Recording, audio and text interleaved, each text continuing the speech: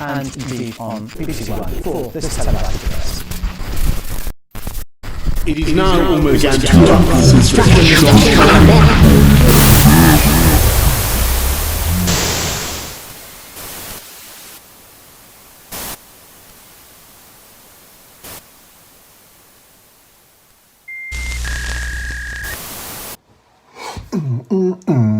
Sorry, just been staying alert since earlier today. It's a bit stressful, actually, to be honest. I think my cat's picked up on it. Haven't seen him for a few hours, actually. Do you know, I think the hardest bit is not knowing what to be alert for. You know, I have heard that they found a dye that colours the corona, so you can see it and avoid it. Bit like a fart, but you know, like a fart that you can see, if you know what I mean.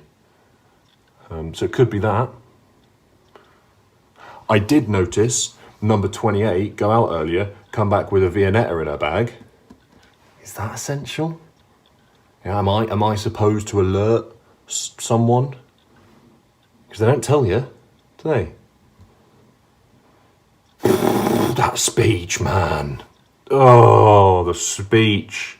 I mean, I couldn't stop being alert, could I? You know, because there he is, waffling on with all his bollocks that's scripted, and all I can hear is, we cannot, I repeat, we cannot allow the rich to become less rich. And then he goes on about some colour chart with panic levels. He lost me there. Even though I was hyper alert, you know, I was on it, top level. He's a slippery character, man. I mean, he is skilled in the dark arts of bullshit. So basically, red alert, stay in and pray. Green alert, biggest party on earth. And he says we're somewhere orange, which is either might die, picnic, or half marathon.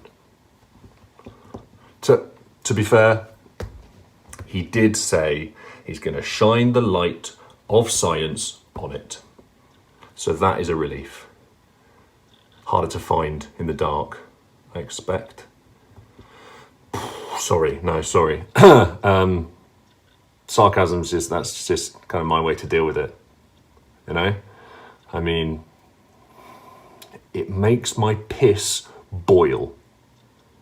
And I don't tell you what to tell people like my old man. You know, still locked in, still lonely, still living with his life dictated by idiots and selfish pricks. I mean, he's got a TV. You know, he's seen the packed out parks and the beaches and people not distancing. Yeah, he sees the real attitude towards the old or the ill as soon as they get in the way of sunbathing or getting pissed or big money. I mean, he's a number on a spreadsheet, right? You know, he's not a father, not a brother or a granddad. He's expendable. High risk, low priority. You know, not worthless, but worth less. And he's alert. Is this like fizzing weight on my chest? Feels like an anchor's been dropped down my throat and into my everything. And it's slowly rusting away in the pit of my stomach and in the back of my head. I think it's anxiety. Kind of like a PTSD, you know? A pre-traumatic stress disorder.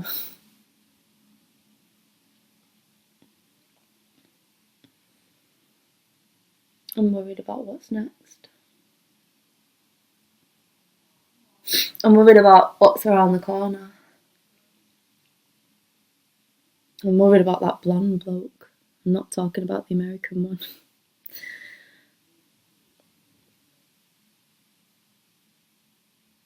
He seems to be the only one who holds the mirror that can let us see what is around the corner. And all he has to do is hold it up so that we can all see.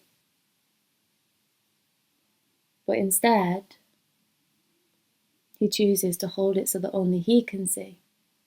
And then occasionally he'll let a couple of us run round the corner shouting, "It's fine!"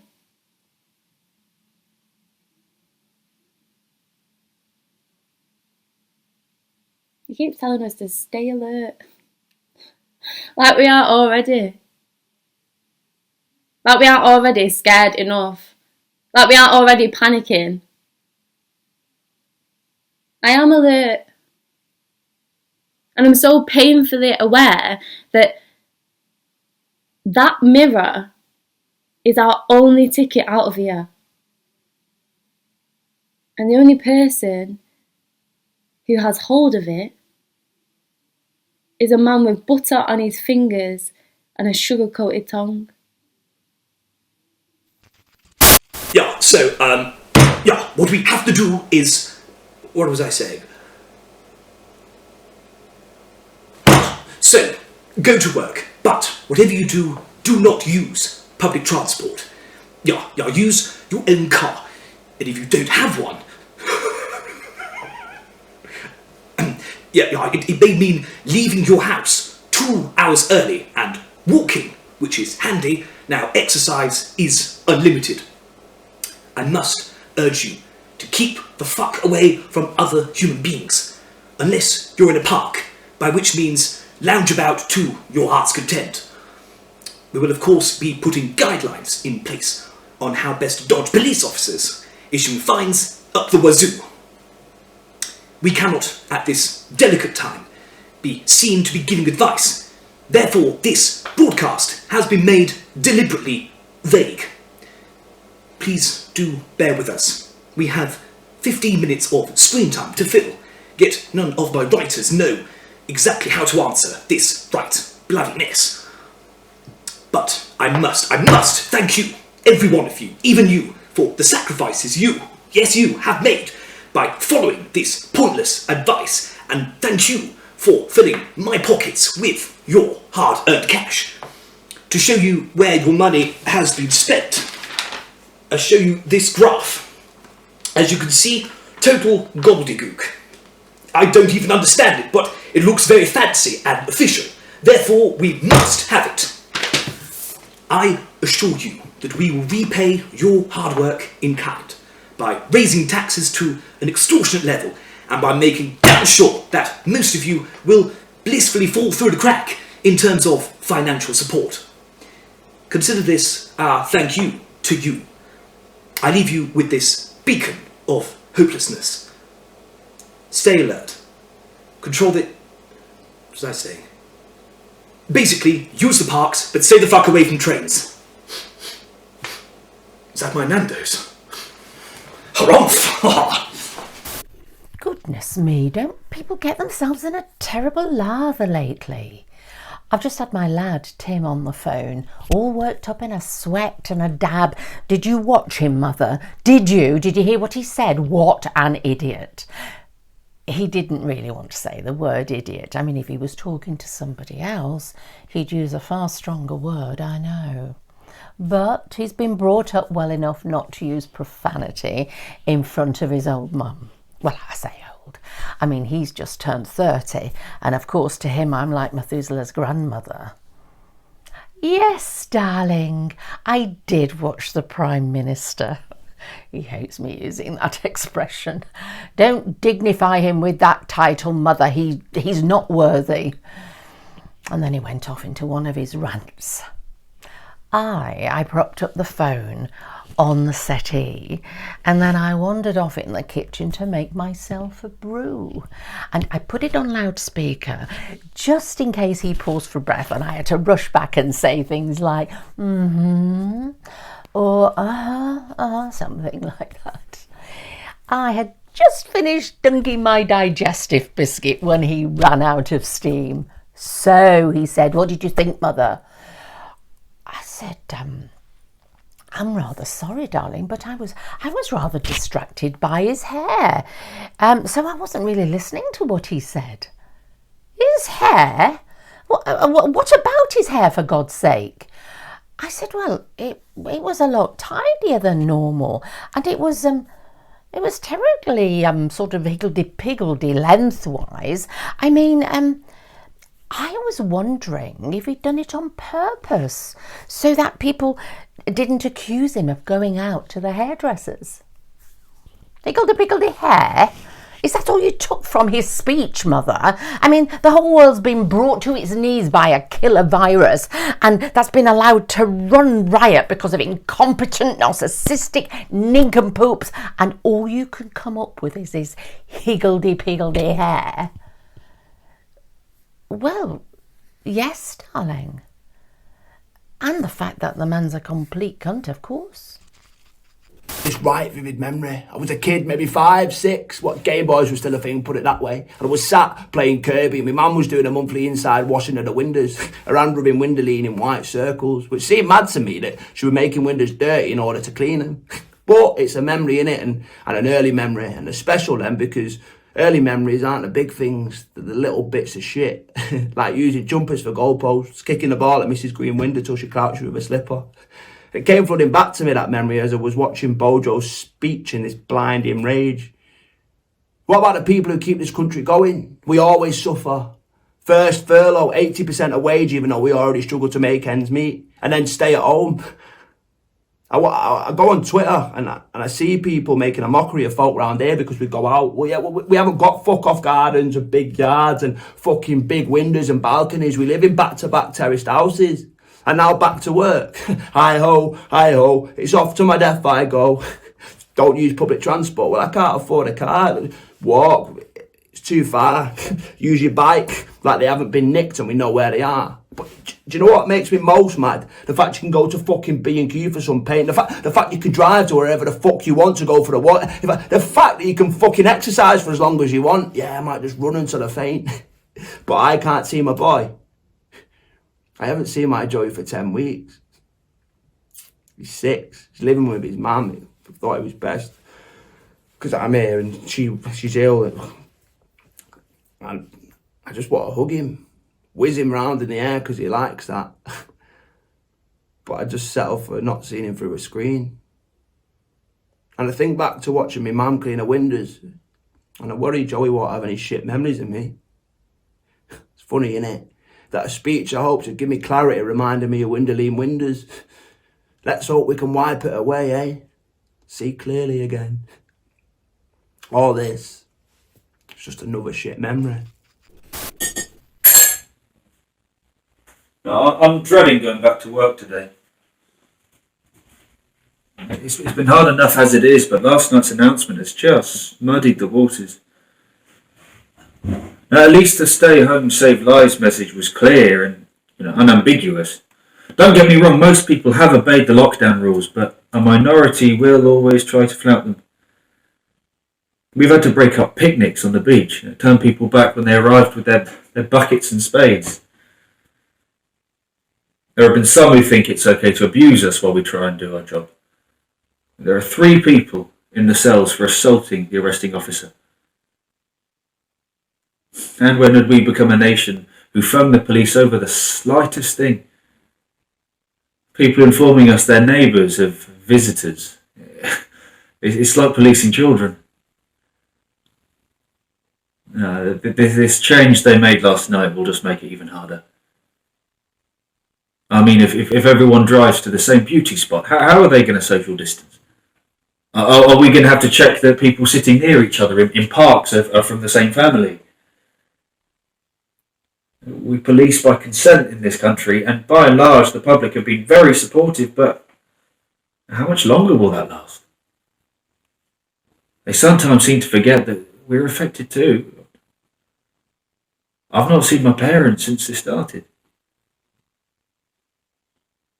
And what we need is absolute clarity, not mixed messages. Otherwise people will either take advantage or be genuinely confused. Stay alert is the latest slogan. Well, as a police officer, I'm always alert. I'm alert to the excuses we get for people's behaviour, but now I'm alert to just how badly the government's handled all of this. I understand that people are frustrated and just want all this to be over. So do the police, quite frankly. What we could do now is ease up too soon and allow a second peak.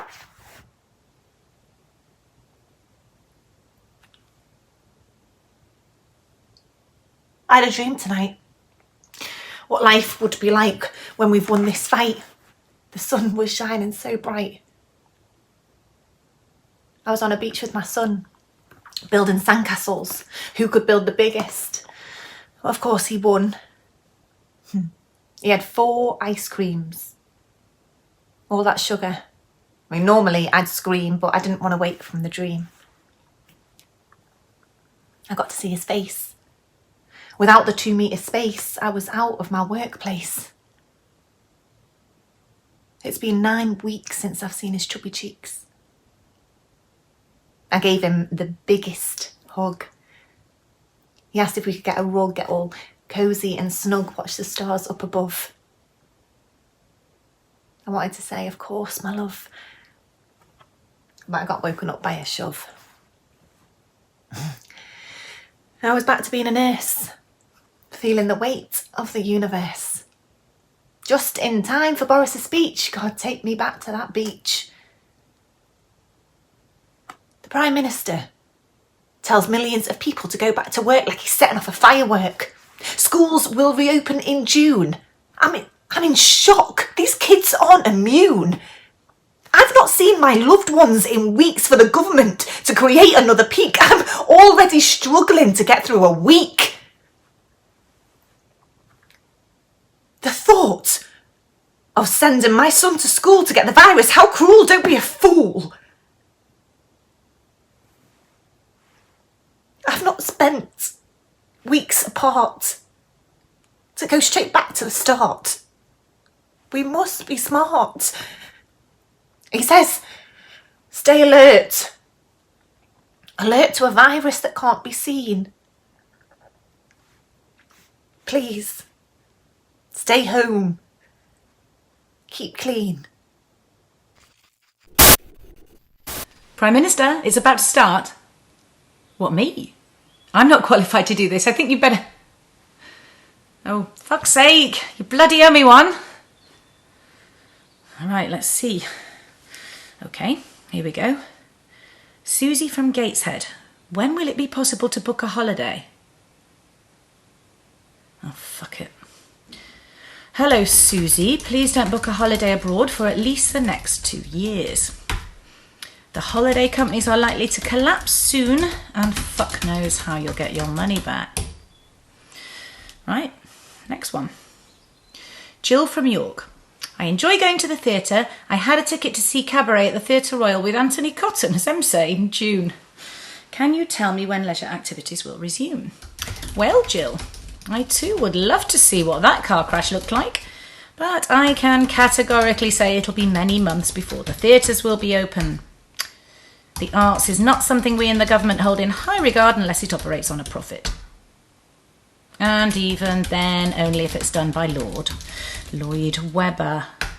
It will probably be panto when you next see Anthony Cotton. Oops, probably got a bit carried away there. Terry, what does stay alert mean? Dunno. It's a bit like Neighbourhood Watch. You curtain twitchers have already done a fantastic job operating as a government-endorsed Stasi. And yes, if there's a second peak, the government, alongside sections of the media, will blame the public. Val, I'm furloughed in the hospitality industry. You're fucked. Garden centres. Titchmarsh, make a pact with Cambridge Analytica or something. Ha! Christmas. Without a working vaccine, get used to regular lockdowns during flu seasons. Harry, stop it with the conga lines. Track and trace. Good one. We stopped that in March. Bit late to pick it back up now. Oh, Tom, good job you're back. The Russians have hacked the PM's Q&A account. I tried not to ask the question, but in the end, I couldn't stop myself. So, Mum, did you watch Boris's speech? I knew what she was going to say and all. Oh, Michael, you're not having a go at him again, are you? Like, he's doing his best, and like, let's not forget, he's had the virus now, so he knows what it's like. I know what you're thinking. Like, Mum didn't even vote Tory. You didn't vote for no one, nothing. It's just, she sees the best in people, like even my dad. And he was the biggest fucking arsehole ever inflicted on this planet. Thing is, when Boris got ill, Mum said he'd change. She said, there's absolutely no way that he'll get through all of this and be the same person the other side. And for a while, I thought she had a point. And I watched that first press conference, and I was looking for something, for clues in his face, like, I don't know, some kind of haunted look in his eyes. And I thought I saw something, but then it'd gone, disappeared, nothing. Puff of smoke. He knows what it's like. Yeah, okay. He knows what it's like to go into a hospital, to be mended by the doctors and nurses who he didn't give a stuff about before. He knows what it's like to be ill, right? But he doesn't know what it's like to have to choose between paying rent and going to work someplace that you don't know if it's safe. I mean, he even knows what is safe anymore.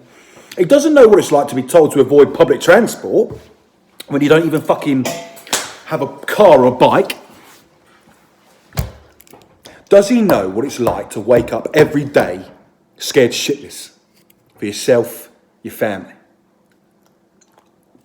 Maybe he does, I don't know. I wanted to say this to my mum, and I would have said it before the stroke, but now, you know, it's the same, but things, they're not the same. And besides, I didn't want to worry her. I didn't want to tell her I'm going back to work. I didn't want to tell her I'm going back on a bus. I just wanted to tell her that I'll be dropping off a shopping and a medicine later on the porch as usual. And I was going to find out, I promise, whether we can meet up in the park or not. I'd had this crippling anxiety hanging over, moving in on me more and more throughout the day, knowing that eventually we'd hear what he would have to say. He says, stay alert. But I say, stay woke. Because there is something in my gut deep down, my history, heritage, roots and my community that doesn't trust this bloke. When Italy was hit by calamity, where was he? They told him. They warned him. We had time to prepare. They're our European allies. What they said wasn't to scare. If anything, the opposite. It just showed how much they care. We had time. About 3 weeks to be exact. But you, the establishment, money and cabinet, made a decision just not to act. 31,855. Let me say that again. 31,855. That's how many people, humans, friends, family, loved ones, lost lives. You talk about us being united. Stand together and this will pass. But your new rules and your new agenda only really risk the working class. Well, no change there then. Just look at our past. We've never been of much value to you or your clan. But it's the unskilled, undervalued, underpaid, unheard that you rely on the most now the shit has hit the fan. You put your new slogans in green. Now tell me, Boris, what does that mean? Because when I see the colour green, I feel keen to go outside and be alive. That's not right. Green means go, it means health, it means nature, it means ticks. Green means you're good. You're alright. But we're not alright, are we? So that's fucked up. That's out of line. You say, and I quote, the most vicious threat this country has faced in my lifetime. But it wouldn't have been this catastrophic if you had just acted on time. But when this is all over, and this has all passed, you will see the strength of our working class. And that ain't a lie. Because we will rise, join hands, come together, make a stand. Because you, Boris Johnson, have blood on your hands.